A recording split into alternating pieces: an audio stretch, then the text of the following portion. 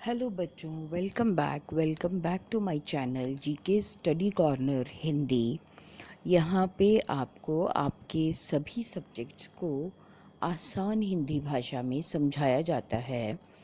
I hope आपने मेरे channel को लाइक और सब्सक्राइब कर दिया होगा। अगर आप पहली बार मेरे चैनल को ज्वाइन कर रहे हैं तो प्लीज़ मेरे चैनल को लाइक और सब्सक्राइब कीजिए, ताकि आपका जो आपकी क्लास का नया चैप्टर जब भी अपलोड हो तो आप उसे आसानी से देख पाएँ और समझ पाएँ। तो आज हम कर रहे हैं क्लास 8 साइंस का chapter number 3, synthetic fibres and plastics. चलिए सबसे पहले चैप्टर रीडिंग से स्टार्ट करेंगे।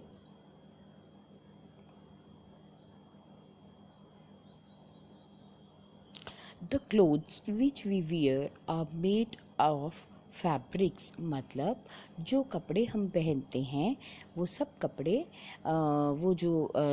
जो कपड़े हम पहनते हैं वो सब फैब्रिक्स मतलब अलग अलग तरह के कपड़ों से, अलग अलग तरह के धागों से बने होते हैं। Fabrics are made from fiber, और ये जो अलग अलग कपड़े होते हैं, जो कपड़ों का थान होता है, ये धागों से बनता है। That are obtained from natural और आर्टिफिशियल सोर्सेज, और जो धागे होते हैं जिनसे इस कपड़े को बुना जाता है वो धागे या तो कुदरती साधनों से हमें मिलते हैं या फिर केमिकल तरीके से बनाए जाते हैं। Can you name some natural fibers? अब क्या आप कुछ कुदरती तौर पे मिलने वाले धागों के बारे में बता सकते हो? Fibers are also used for making a large variety of household articles. इसके अलावा भी जो धागे हैं वो घर के बहुत सारे सामानों को बनाने में प्रयोग में लाए जाते हैं। Make a list of some common articles made from fibers. अब आप एक ऐसी लिस्ट बनाइए जिसमें आपने घर के जो सामान है जो कि धागों से बना है उसके बारे में आपने लिखा हो। Fibers are also then try to separate them from those made from natural fibers and those made from artificial fibers. अब आप उस लिस्ट में से जो नेचुरल तरीके से बनाई हुई धागे से बनी चीज़ें हैं उनको अलग कीजिए, और जो सिंथेटिक मतलब इंसान के द्वारा खुद से बनाए गए धागों से बनी चीज़ें हैं उन्हें अलग कीजिए। उसके बाद है you have read in previous classes that natural fibres like cotton, wool, silk etcetera are obtained from plants and animals. तो आपने पिछली क्लास में ये पढ़ा है कि जो नेचुरल फाइबर्स हैं, मतलब जो कुदरती तौर पे मिलने वाले रेशे हैं, जैसे कि कॉटन का हुआ, वूल मतलब ऊन हुई, सिल्क या रेशम का हुआ, they are obtained from plants और एनिमल्स। ये हमें मिलते हैं या तो प्लांट्स से या फिर एनिमल से। Synthetic fibres on the other hand are made by human beings. तो जो सिंथेटिक फाइबर्स होते हैं वो उस इंसान के द्वारा बनाए जाते हैं अलग अलग केमिकल्स को लेकर। This is why these are called synthetic और मैन मेड फाइबर्स। क्योंकि ये इंसान के द्वारा बनाए जाते हैं इसलिए इन्हें या तो सिंथेटिक फाइबर कहा जाता है या फिर मैन मेड मतलब मनुष्य द्वारा बनाए गए रेशे कहा जाता है। What are synthetic fibres? चलिए अच्छे से जानते हैं। Try to recall the uniform pattern found in a necklace और beads joint with the help of a thread. अब सबसे पहले आप ये कोशिश कीजिए, उस माला को याद कीजिए जिसमें कि धागे में बहुत सारी मोती पिरोए होते हैं, और try to join a number of paper clips together to make a long chain. या फिर आप जो पेपर क्लिप्स होते हैं उनको आप इकट्ठे से जोड़िए और जोड़कर उनकी एक लंबी चेन बनाए। अ synthetic fibre is also a chain of small units joint together. इसी तरह से ही जो सिंथेटिक फाइबर है वो छोटी छोटी चीज़ों को जोड़कर या छोटे छोटे यूनिट्स को जोड़कर बनाई हुई एक लंबी चेन होती है। Each small unit is actually a chemical substance, और उसका जो हर एक छोटा यूनिट होता है वो असल में एक केमिकल वस्तु होती है, एक केमिकल होता है। Many such small units combine to form a single unit called a polymer. और ये छोटे छोटे जो टुकड़े होते हैं, ये बहुत सारे छोटे टुकड़े जो जुड़ते हैं, वो जुड़कर एक लंबा धागा बनाते हैं, जिसे कि पॉलीमर कहा जाता है. The word polymer comes from two Greek words. Poly means many and mer means part or unit. So polymer is made of many repeating units. मतलब जो पॉलीमर है, वर्ड पॉलीमर, ये ग्रीक शब्द से लिया गया है. ग्रीक के दो शब्दों से लिया गया है. पहला वर्ड है पॉली, जिसका मतलब है बहुत सारे, और मर का मतलब है पार्ट या यूनिट या हिस्सा, मतलब बहुत सारे टुकड़ों का हिस्सा, जिसे जोड़कर धागा बना है.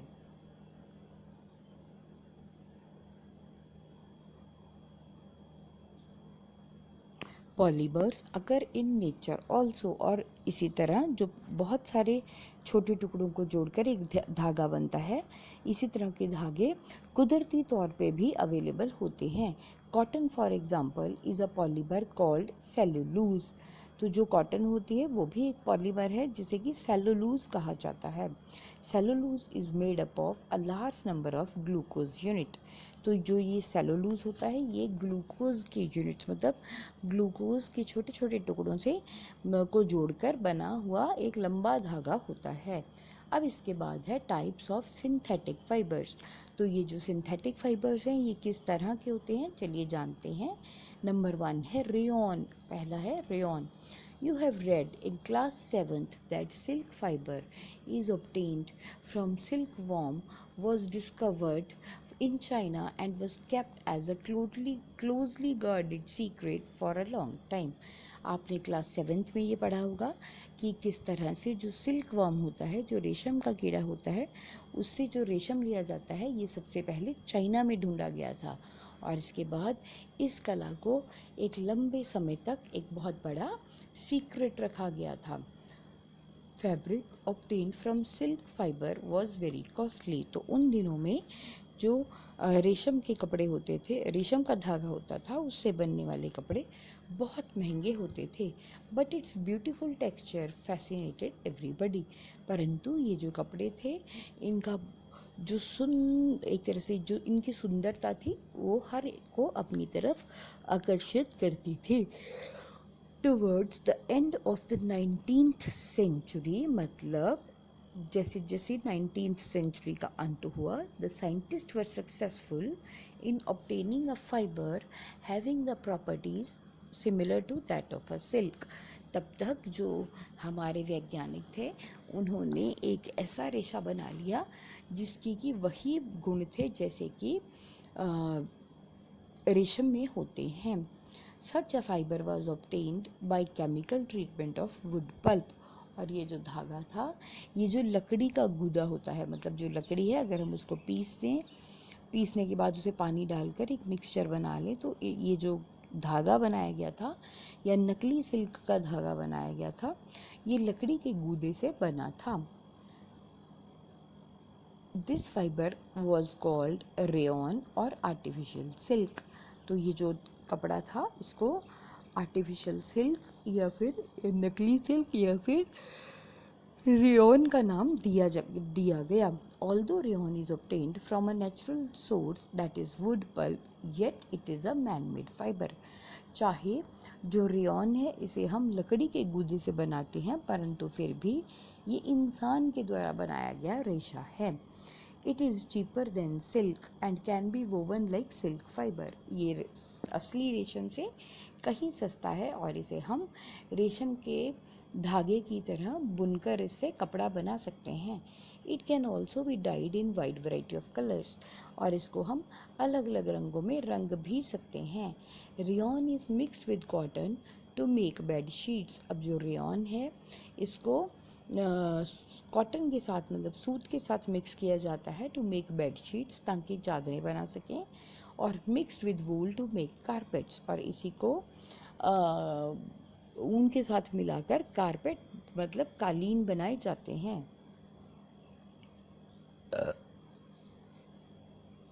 Number 2 is nylon. Nylon is another man made fibre. जो नायलॉन है वो भी दूसरा या अलग से एक इंसान के द्वारा बनाया गया धागा है। In 1931 it was made without using any natural raw material. It was prepared from coal, water and air and it was first fully synthetic fibre. 1931 में जो है ये धागा बनाया गया था using without using any natural raw material, और ये इस तरह से बना था कि इसमें कोई भी कुदरती तौर पे मिलने वाला जो रॉ मटेरियल है वो यूज़ नहीं हुआ था। इसे किस चीज़ से बनाया गया? इसे बनाया गया था कोयला, पानी और हवा थे, और ये पूरी तरह से फुली सिंथेटिक फाइबर था, मतलब इंसान के द्वारा बनाया गया रेशा था। Nylon fibre was strong. जो नायलॉन का धागा था ये मजबूत था, इलास्टिक, इसे खींच कर लंबा किया जा सकता था, एंड लाइट, और वज़न में बहुत हल्का था। It was lustrous and easy to wash. ये चमकदार था और धोने में आसान था। So it became very popular for making cloth. और इसके इन्हीं गुणों की वजह से ये कपड़े बनाने के लिए बहुत जल्दी से मशहूर हो गया। We use many articles made from nylon. और हम आजकल के दिनों में नायलॉन से बने हुए बहुत सी चीज़ों को प्रयोग में लाते हैं, such as socks, ropes, tent, toothbrush, car seat, belt, sleeping bag, curtain etcetera. बहुत सी चीज़ें हैं जिन्हें हम डेली यूज़ में प्रयोग में लेकर आते हैं, जैसे कि जुराबें हुई, रस्सी हुई, टेंट हुआ, हमारे ब्रश हुए, कार की सीट बेल्ट हुई, हमारे स्लीपिंग बैग हुए या पर्दे हुए। तो बहुत सी ऐसी अनगिनत चीज़ें हैं जो कि हम लोग नायलॉन की बनी हुई अपने दैनिक जीवन में प्रयोग में लाते हैं। Nylon is also used for making parachutes and ropes for climbing। और जो नायलॉन है ये पैराशूट बनाने के लिए, और जो हम चढ़ाई में पहाड़ों पे चढ़ते हुए जो हम रस्सियाँ प्रयोग में लाते हैं वो भी इसी से बनती हैं। A nylon thread is actually stronger than a steel wire. तो जो नायलॉन का एक धागा होता है वो उतने ही मोटे या उतने ही पतले स्टील के धागे से कहीं ज़्यादा मजबूत होता है।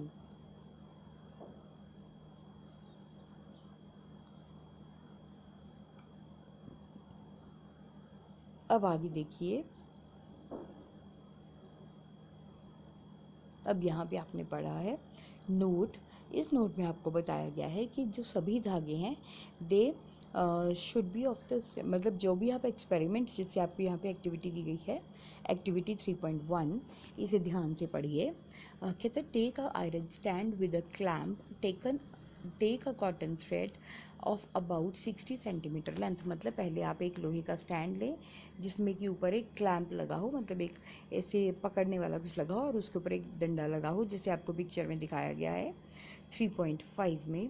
Take a cotton thread of about 60 centimetre length. अब आप एक 60 सेंटीमीटर लंबा कॉटन का धागा लगे, tie it to a clamp so that it hangs freely as shown in figure 3.5। इसको आप इस पे इस तरह से बांध दें कि वो नीचे को लटकता रहे, जैसे कि 3.5 में दिखाया गया है। At the free end suspend a pan so that the weight can be placed and it. अब आप जो है उसके जो नीचे लटकता हुआ हिस्सा है उस पर आप एक इस तरह से एक चीज़ लटकाएं जिसके ऊपर की भार डाला जा सके। Add the weights one by one till the thread breaks. अब आप उसके ऊपर धागे के ऊपर आप तब तक एक एक करके वज़न डालते जाएं जब तक कि धागा टूट ना जाए। Note down the total weight required to break the thread. अब आप पूरे ध्यान से देखें कि कितना वेट चाहिए जब तक कि वह धागा टूट जाता है। This weight indicates the strength of the fibre. और यही जो धागा है, यही जो वेट है, ये उस धागे की स्ट्रेंथ, उसकी ताकत के बारे में बताता है। Repeat the same activity with the thread of wool, cotton, polyester and nylon, silk and nylon. मतलब अलग अलग तरह के धागे लेकर आप यही एक्टिविटी दोबारा से करें और इन्हें ध्यान से देखें। You may use the hook or nail in the wall for hanging the fibers and a polythene bag at the other end। मतलब आप जो धागा है उसके एक तरफ आप हुक लगा सकते हैं उसे बांधने के लिए, और दूसरी तरफ एक पॉलीथीन बैग ले सकते हैं जिसमें कि आप वेट डाल सकें। और अब आप ध्यान से इनको देखिए कि सबसे ज़्यादा मजबूत कौन सा धागा है। अब यहाँ पे एक प्रिकॉशन है, note that all the thread should be of same length and almost of the same thickness. मतलब जो धागे हैं वो सब एक ही मोटाई के हों और एक ही जितने लंबे हों। तो इस तरह से आप ये टेबल बनाएंगे। आप इसमें ध्यान से देखेंगे कि कौन सा धागा सबसे ज़्यादा मजबूत है। अब हमारे पास है point C, polyester and acrylic. अब ये देखिए, polyester is the another synthetic fibre. जो पॉलिएस्टर है ये एक और सिंथेटिक फाइबर है, मतलब इंसान के द्वारा बनाया गया धागा है। Fabric made from this fibre does not gate wrinkled easily. तो ये जो धागा है इसके द्वारा जो बना हुआ कपड़ा होता है वो उसमें जल्दी से बल नहीं पड़ते। It remains crisp and is easy to wash. तो इसके द्वारा जो बना हुआ जो इस धागे से बना हुआ कपड़ा होता है वो क्रिस्प मतलब हमेशा सीधा रहता है, कड़क रहता है, and is easy to wash, और धोने में बहुत आसान है। So it is quite suitable for making dress material. तो इसलिए ये भी कपड़े बनाने के लिए बहुत अच्छा माना जाता है। You must have some people wearing nice polyester shirts and other dresses. तो आपने कुछ लोगों को देखा होगा जिन्होंने बहुत अच्छी पॉलिएस्टर की बनी हुई शर्ट्स, कमीज़ें पहनी हैं या बाकी कपड़े। Terylene is a popular polyester. Terylene नाम का जो पॉलिएस्टर है वो बहुत मशहूर है। It can be drawn into very fine fibres and can be woven like any other yarn. और जो टेरिलीन होता है ये भी बहुत पतले धागों में बनाया जा सकता है और उसके बाद इसको किसी कपड़े के रूप में आसानी से बुना भी जा सकता है।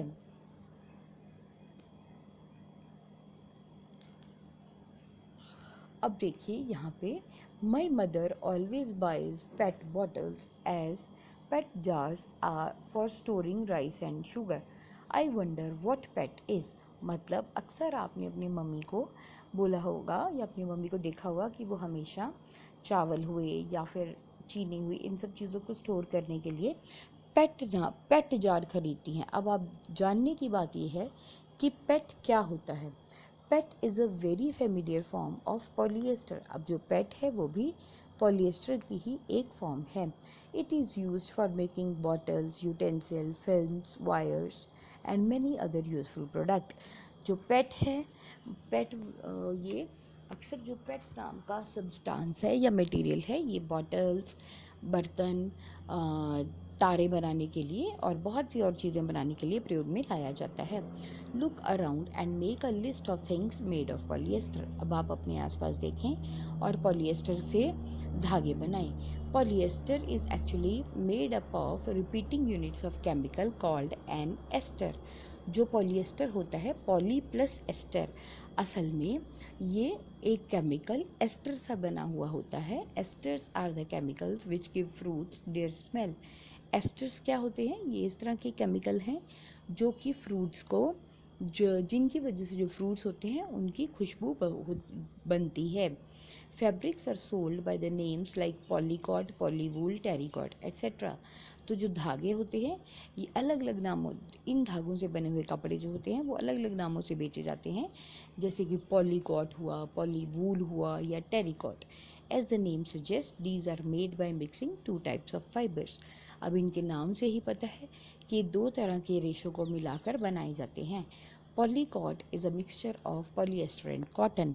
तो जैसे कि पॉलीकॉट हुआ, ये मिक्सचर है पॉलिएस्टर और कॉटन का। Polywool is a mixture of polyester and wool. और इसी तरह से जो पॉलीवूल होता है वो पॉलिएस्टर और ऊन का मिक्सचर है। तो ये बातें ध्यान रखने वाली हैं बेटा। अब ध्यान से आगे पढ़िए। We wear sweaters and use shawls और ब्लैंकेट्स इन द विंटर। हम सर्दियों में अक्सर स्वेटर पहनते हैं या फिर शॉल प्रयोग में लाते हैं। Many of these are not actually made up of natural wool. इनमें से बहुत सारे जो होते हैं वो अक्सर कुदरती तौर पे मिलने वाली ऊन से नहीं बने होते। Though they appear to resemble the wool, चाहे वो ऐसे लगता है कि वो ऊन से बने हैं। They are prepared from the another synthetic fibre called acrylic. लेकिन ये एक तरह से एक सिंथेटिक फाइबर के बने होते हैं जिसे एक्रिलिक कहा जाता है। The wool obtained from natural sources is quite expensive. और जो ये कुदरती तौर पे बनने वाली चीज़ें होती हैं, जो कुदरती तौर से मिलने वाले जो रेशे हैं वो बहुत ज़्यादा कीमती महंगे होते हैं। Whereas clothes made from acrylic are relatively cheap. लेकिन जो एक्रेलिक फाइबर से बने हुए कपड़े होते हैं वो बहुत ज़्यादा सस्ते होते हैं। They are available in variety of colours, और ये बहुत सारे रंगों में मिलते हैं।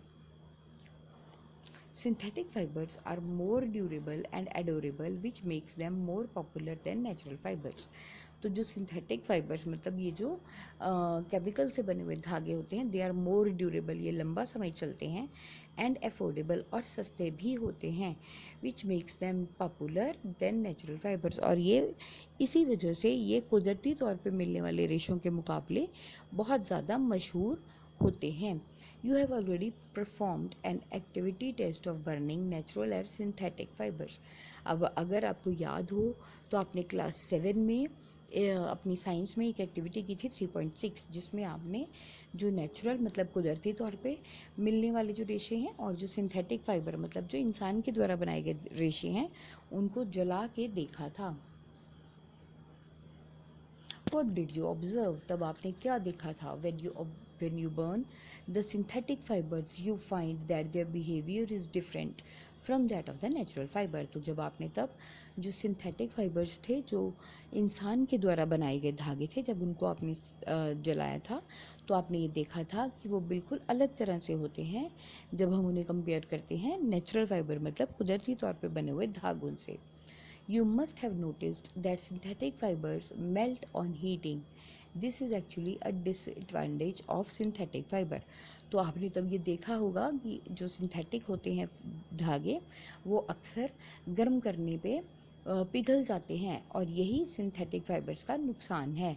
If the clothes catch fire मतलब अगर कहीं कपड़ों में आग लग जाए तो इट कैन बी डिज़ास्ट्रस, तो ये बहुत खतरनाक हो सकती है। The fabric melts and sticks to the body. जो धागा होता है वो पिघल जाता है और बॉडी को चिपक जाता है।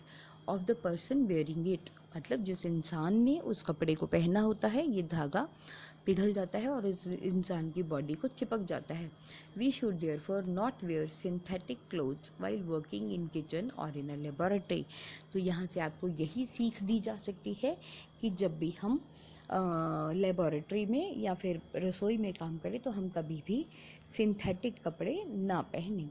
All the synthetic fibers are prepared by a number of processes using a raw material of petroleum origin called petrochemicals। मतलब जितने भी हमारे सिंथेटिक फाइबर्स हैं ये सब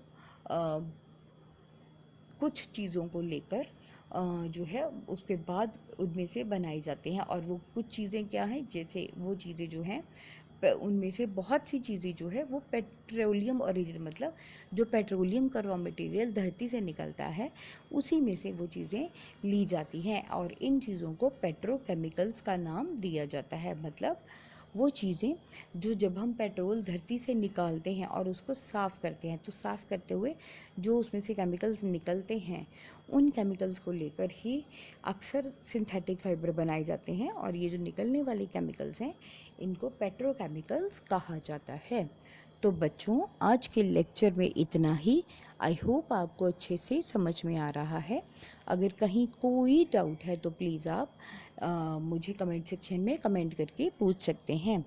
thank you. Please like my channel and subscribe also. So thank you. धन्यवाद।